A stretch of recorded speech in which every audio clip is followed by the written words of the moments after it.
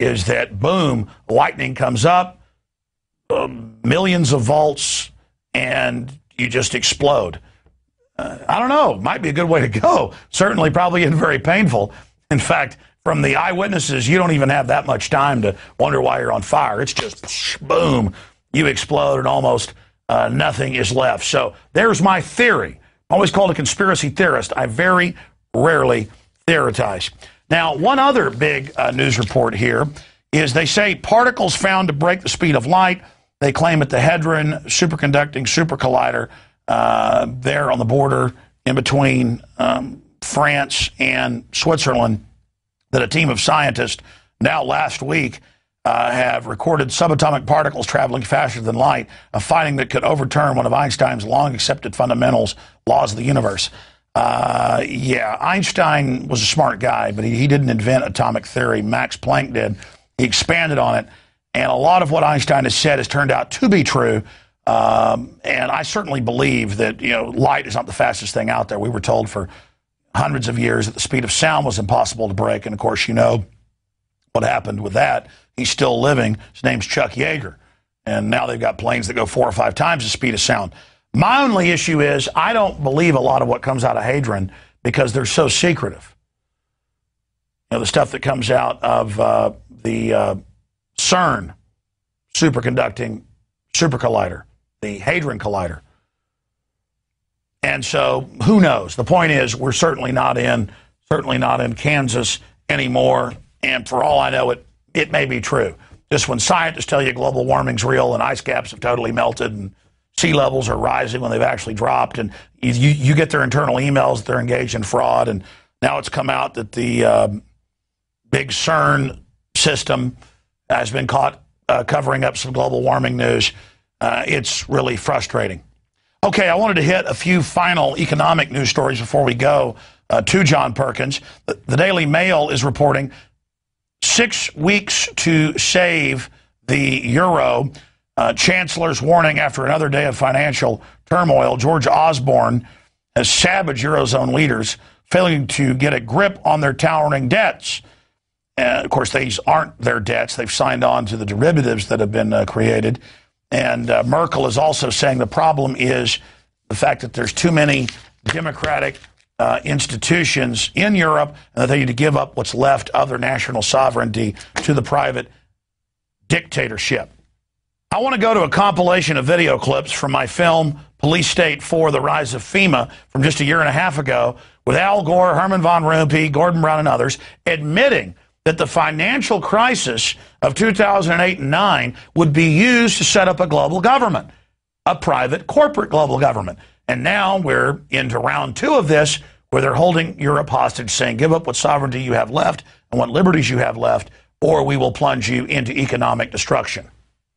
But it is the awareness itself that will drive the change. And one of the ways it will drive the change is through global governance and global agreements. But the many business leaders who have been present here are among those taking leadership in other ways. Yet these problems can be overcome by a joint effort in and between our countries. 2009 is also the first year of global governance, with the establishment of the G20 in the middle of the financial crisis.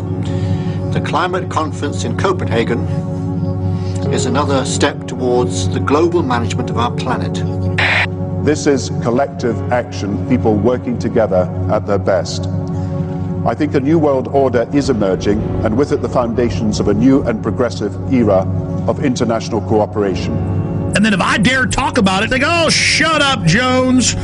You crazy nut. None of that exists. And if you talk about it, you're going to cause violence. Just give in to the New World Order, roll over to it, hand your guns in.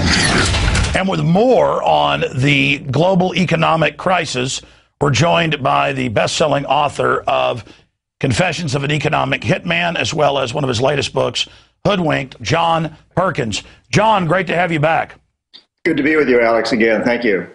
I've been interviewing you, 5, 6 years since your first book came out, and you predicted much of what has now unfolded. We're seeing the very same private banking cartels telling the European Union now transfer all of your existing rights and sovereignty to a new private financial order.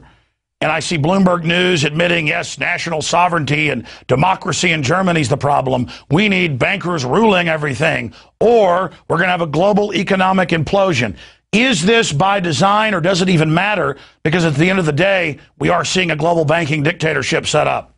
Oh, I don't think there's any question, Alex, that it's by design.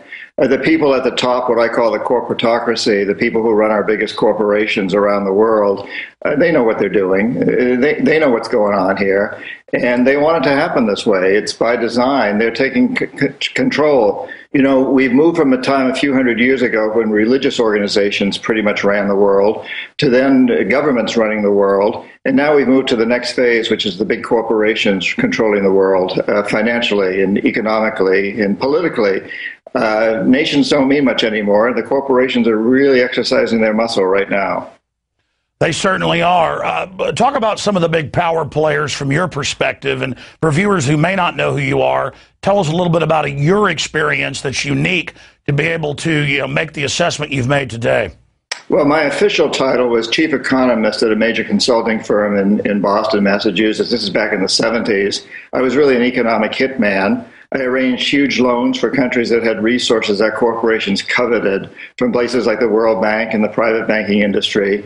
Money never actually went to those countries. It went instead to our own corporations to build big infrastructure projects in those countries like power plants and industrial parks that benefited a few wealthy people in those countries, as well as our own corporations, but didn't help the majority of the people. Too poor to buy electricity, couldn't get jobs in industrial parks because they don't hire many people. And yet they, the people of the country, were left holding a huge debt they couldn't repay. So we go back at some point and say, hey, since you can't pay your debts, sell your oil to our oil companies real cheap, or your mineral resources, whatever. Open your markets to us. Let us build a military base on your soil. Vote with us on the next critical United Nations vote.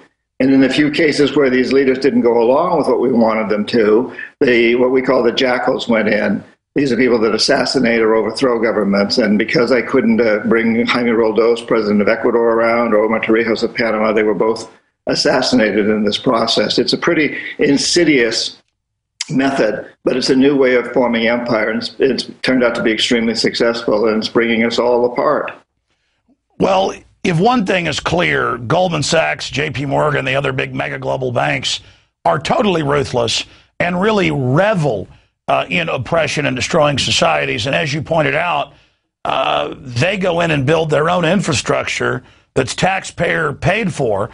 So the public pays for the services, but also pays for the investment. And then the country goes into impossible to pay off debts. I've seen numbers of Nigeria. They get $1 billion loan over the last 30 years, pay over $50 billion, and still owe tens of billions of dollars. And now this very structure is being used on the West, breaking down what we're seeing happen in Europe and here in the U.S. What is the end game of these big mega banks and corporations that have grown up around them? It's total control. It's a new form of empire. It's an empire that isn't created primarily through the military, although the military is right there always to back up these corporations if they get into trouble. But it's this form of empire that's being built around debt and fear. And in a way, it dates back to the old feudal empires where you had these castles around the country side, and you had a few what we call the bourgeoisie, people that lived around the outsides of the castles. And they were kept there. They kept us having to give a huge percentage of their crops or whatever they did, blacksmiths, whatever their work they did, they had to donate it to the lord of the castle and his knights. Or they felt that they would be attacked by somebody from another castle. We're very much in that mentality today, except today the castle is the big corporations, and the lords are the CEOs of those corporations, and their knights are all the henchmen that work for them. Very, very similar situation. And yes, we're seeing it in the United States. We're seeing it in Europe. I'm on my way to Istanbul to speak at a major conference there of leaders from many Eastern European and Middle Eastern countries. They're experiencing it big time. And people are beginning to understand what's happening. That's why we're having these uprisings, what we call the Arab Spring, and many other parts of the world. We're seeing people begin to really get informed and demonstrate against this. Zbigniew Brzezinski told the Council on Foreign Relations last year that for the first time in history, quote, all of humanity is awake and staring at the elite, not at their puppet frontmen, and that the elite had a big problem. How do you see the kleptocrats, the corporate fascists, whatever you want to call them, how do you see them trying to maintain and expand this control? Because I see their undoing being they're so good at wrecking societies and knocking out their competition and destroying economic diversity. They're such an incredible corporate Borg that in the final equation, they must be overthrown. I mean, it's almost built in that it's an overreach. Yes, and well, you know, what we're seeing now is a classic battle, really a war between those in control, the guys who run the castle, and those who used to sit outside the castle quietly serving those in the castle. And now, kind of like the Robin Hood coming along, finally saying, this isn't fair, this isn't going to work anymore. And so at that point, the people in the castle, the corporatocracy, the people who are running our big corporations, really dig in harder and harder. And let's face it, today they own the U.S. Congress and basically every other political leader in the world in any so-called democracy. Nobody gets elected to president of the United States or Congress without the financial support from these corporations. It used to be that our elected officials in the United States wrote the laws. Today, it's the corporations, it's their lobbyists. They pass them through the elected officials whom they own. And yet, we're really seeing it. And I think when Obama got elected, and there was a great hope amongst the people on the left, or the liberals, or progressives, whatever you want to call it, but they've come to see that this liberal Democrat, in many respects, is not very different from a conservative Republican. We're all really beginning to get it now. And as we get it, we're going to expect the status quo to dig in even more strongly. And that's exactly what's happening today. You're having the people rising up in many places, Washington, D.C. now, Wall Street, in addition to the Middle East and the Far East and Latin America and Africa.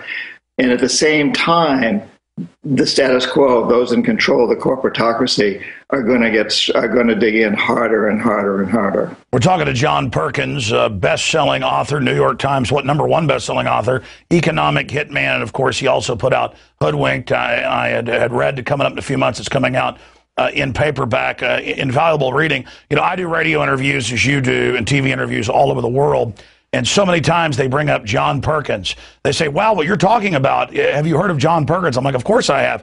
And correct me if I'm wrong, but you are an admitted, self-described former knight of these guys, a former henchman, or I guess you could say almost a financial and political cutthroat of Prince John.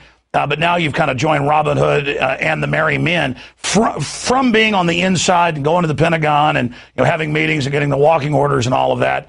Now being here today, knowing the mindset of the plutocrats, when you say they're going to dig in, how do you expect them to dig in as somebody who formerly served Darth Sidious? Well, you hit the nail on the head there, Alex. Yes, I did do all those things. And incidentally, the system is so insidious that when I did it, I came out of business school. I thought I was doing the right thing because business schools, in essence, teach us if we want to be good economists, if we want to be good managers, we need to be the knights that serve these Darth Vaders, as you put it. And that's what we're taught. And so for a long time, I bought into that because I'd been taught that was the right thing to do. But the deeper I got into the system, the more I could see how terrible and insidious it is and anti-democratic and anti-everything we in the United States believe that we believe in, that I thought that I believed in. But so at this point in time, what they're doing is getting everybody into debt as much as they can. Right now Greece is the top one in the news, but before that it was Ireland and then Iceland and so on, and of course individuals in the United States. And when you get people into this kind of debt, you have tremendous control over them. So you start to demand that in order to have a little bit of debt relief, they have to sell off their public utility companies or other public sector institutions to the private corporations. So it's an attempt to get more and more power into the hands of the private corporations.